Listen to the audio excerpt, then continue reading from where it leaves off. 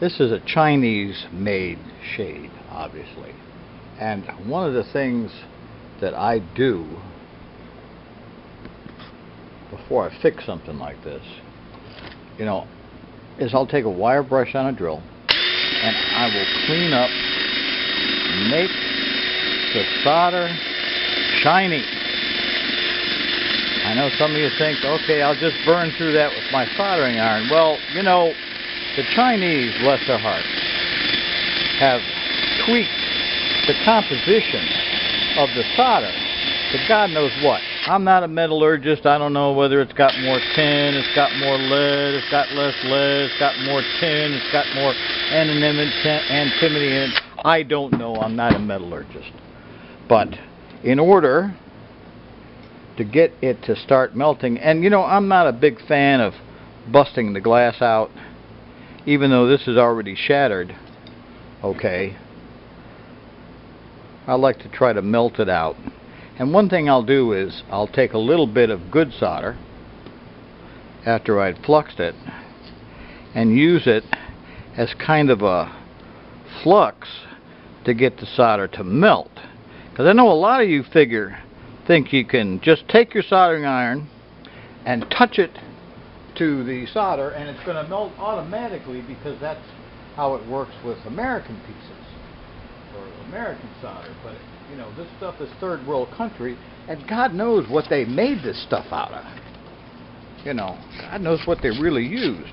So, and I'm using a little piece of paper to get in between where I'm melting it out. And hopefully you can see this. You have to get it liquid, get a corner in there, say, and I can separate it this way, where there's room to do that. And I do this, now theoretically all of these pieces would be the same shape. That's theoretically. Don't bet the farm on it. Okay? But theoretically they could be all the same shape. So I got that started. Okay? Now that doesn't mean that I'm going to have enough space to do that in the rest of it. But I do want to make sure that I get space going. Okay? Because I'm melting the solder off first. And I'm working over the glass, which is already busted, so I'm not worried about a heat crack. Alright? And, you know, use gravity. Gravity can be your friend. It can be your enemy, especially if some of you folks, I notice, are soldering in sandals. For God forbid, wear some shoes when you do this. Even if you're on a table. Because you can't always control where a liquid solder goes. You want it to melt down onto the table, if at all possible. I know, that's my theory. Okay? And first I'm melting it off, getting the majority of it off, because the next step is to spread this stuff up with a razor blade, or a blade of some kind. Okay? I know a lot of you don't like to work on these things, and I don't blame you, but you really have to look at how you approach working on it. Oh, okay, the solder is pretty much off. So then I'm taking a razor blade, which of course I didn't have one of those handy. I do, but they're somewhere else. So I can scrape the glass up, or the foil. And also you got to remember, you know, that the Chinese, bless their heart, have tweaked the thickness of the foil itself. So it's a little thinner than the stuff we use over here. And the idea of doing all of this is that when I get the glass out, I don't want to remove the foil from the adjacent piece, which can happen very easily. Find all my gloves. Okay. Should have had one of those handy.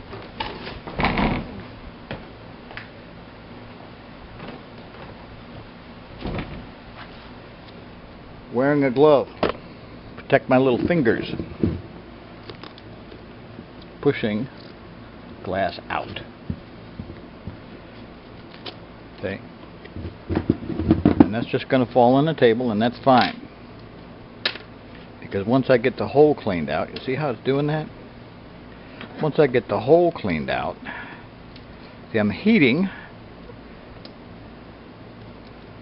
the solder and I'm pulling off the glass. Same thing here. You can see this? Now, of course, the adjacent piece is already busted, so. Okay. Once I get the glass out, theoretically, I can grab the foil, because I'm melting with like tweezers. Come on.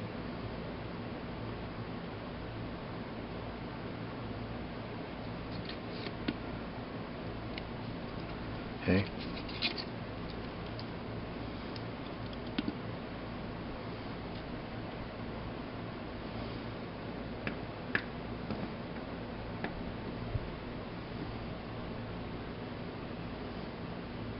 I'm trying to do this so you all can see it.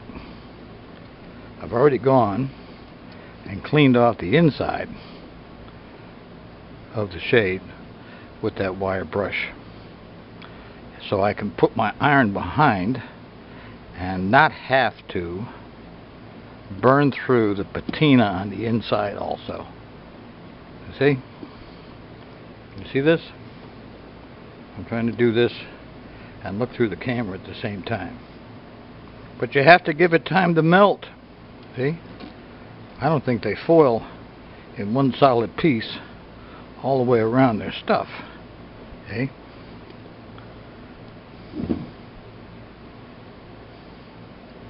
Because the foil seems to come off in pieces on whatever.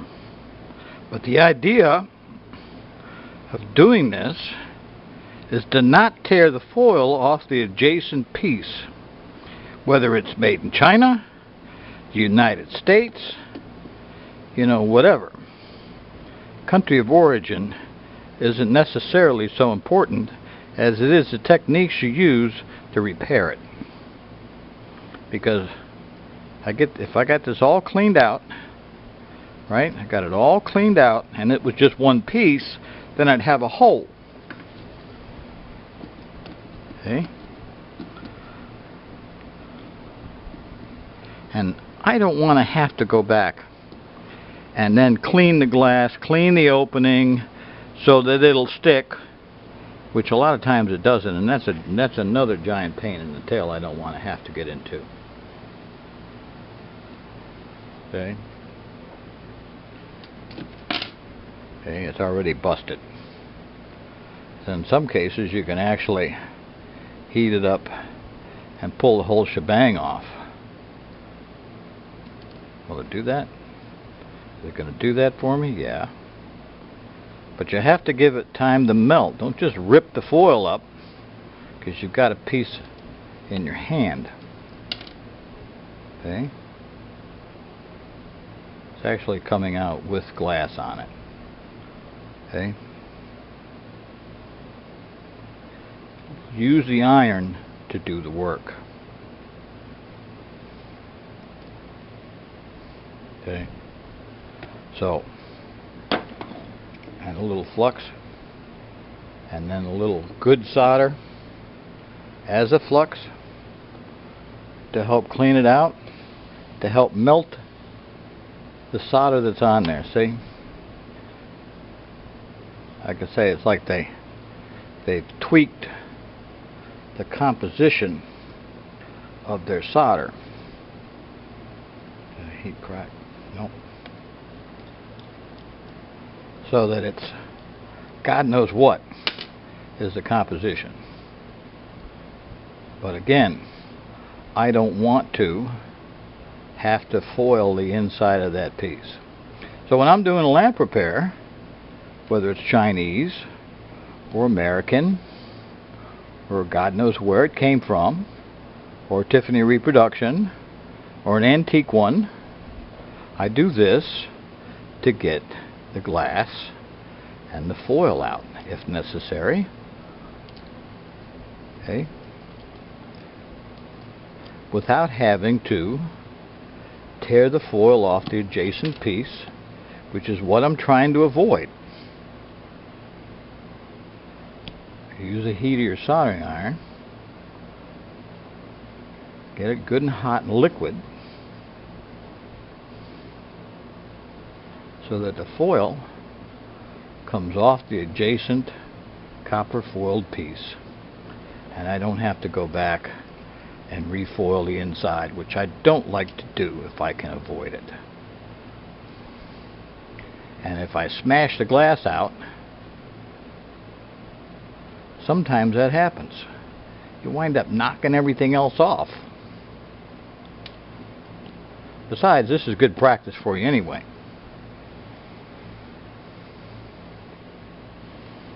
And, you know, I'm not a fan of people who say, I don't need that kind of practice. Well, you know, all those rock musicians we like to pay all those hundreds of dollars to go see, they practice every day. Why can't I? Hey?